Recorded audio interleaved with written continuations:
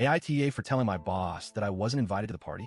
I, 26F, started this new job a few months ago, and honestly, I was pretty excited about it. I've been looking for a new position for a while, and everything seemed to be going great. The people seemed nice, the work was interesting, and I felt like I was finally getting my footing.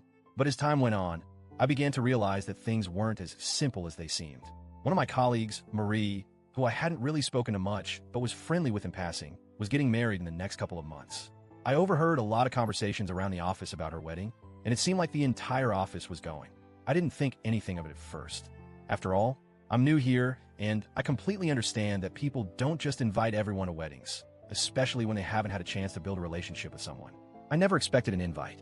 Weddings are a big deal, they're planned in advance, and Marie and I hadn't even been working together for that long. But as time went on, I started noticing something a little strange.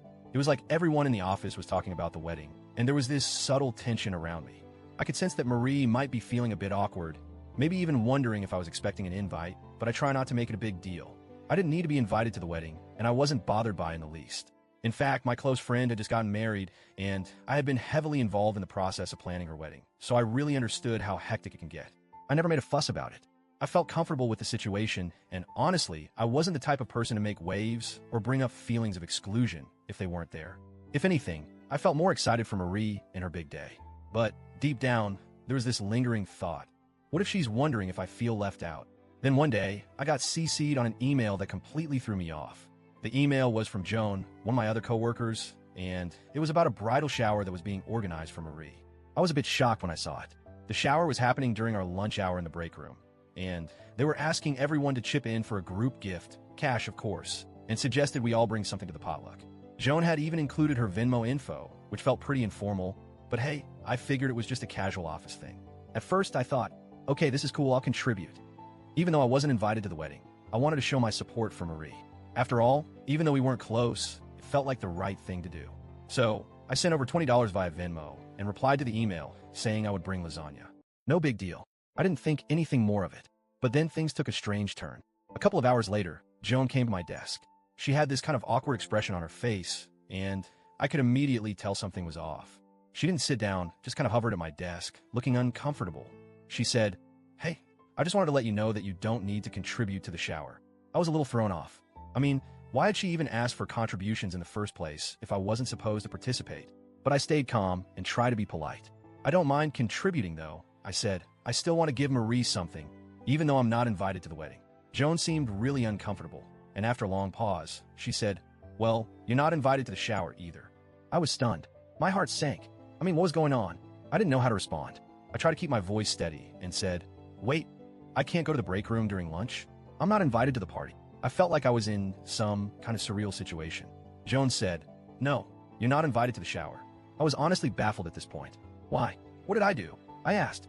I wasn't angry, but I could feel my face flushing. I mean, I hadn't done anything to offend anyone, had I? Joan hesitated again, and it was clear she wasn't sure how to handle the situation. Eventually, she said, "Marie doesn't want you to get your hopes up about the wedding. She doesn't want you to feel like you're invited, you know?" I nodded. I tried to stay composed. I completely understood. We had just met, and Marie and I weren't close at all. I wasn't mad or upset. I really wasn't, but it did sting a little. It was the first time I had felt genuinely excluded in the office, and I wasn't sure how to handle that feeling. Still, I tried to reassure Joan that I wasn't bothered by it. "I understand," I said. "I get it. I've only been here a short time, so it's totally fine." But the whole thing left me feeling unsettled. I couldn't help but think, was I being too sensitive? Was I overreacting? But then I realized it wasn't even about me being upset about not being invited to the wedding. It was about being left out of something that was happening within the office. People were all gathering together, and I was just going to be left out. It felt wrong.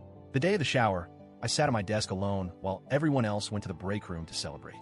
I had no idea what to do with myself. I didn't want to appear like I was bothered, but I felt this awkward, uncomfortable weight pressing down on me. It was like I was invisible, sitting there eating my lunch alone while everyone else was having a good time just a few feet away.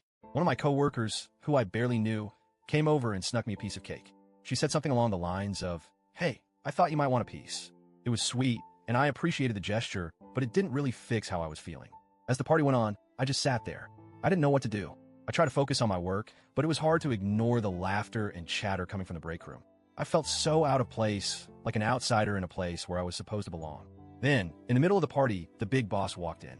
I didn't expect her to be there, She's usually off on Fridays, but there she was. She noticed me sitting at my desk, and for a moment, I thought she would just ignore me. But instead, she walked up to me and asked, "Why aren't you at the party?" I wasn't sure how to respond. I'd been trying to keep it together, not wanting to make a scene, but at that moment, I couldn't hide how I felt anymore. I told her I wasn't invited. She looked at me with a mixture of surprise and concern. "What do you mean? You're not invited?" I nodded. "No, I'm not. I wasn't invited to the shower. I wasn't invited to the wedding." The big boss seemed to be genuinely taken aback. She didn't say anything for a moment, but her face seemed to harden. "I'll look into this," she said and walked away. Later that day, I found out that the big boss had sent an email banning office parties during work hours. It was clear that she wasn't happy with how things were handled. I didn't think anything more of it, but then things started to change. Joan and Marie realized that I was the one who told the big boss what had happened. Suddenly, I felt like the target. They both started avoiding me in the office, and some of my other coworkers started acting cold toward me too. I felt like I had done something wrong, like I had somehow ruined the fun for everyone else. But at the same time, I couldn't help but feel like I had just been honest about a situation that had hurt me. Some of my friends, when I told them about what had happened, said that I was in the wrong. They told me I should have just lied to the big boss and said I was too busy with work to attend the party. They said I should have kept quiet and let everyone else enjoy their time together. But I couldn't bring myself to do that. The situation just didn't sit right with me. I felt like I'd been left out for no good reason, and that wasn't something I could just ignore. So now I'm left wondering, AITA for telling my boss the truth about not being invited to the shower? Should I have lied and kept things to myself? Or did I have every right to speak up?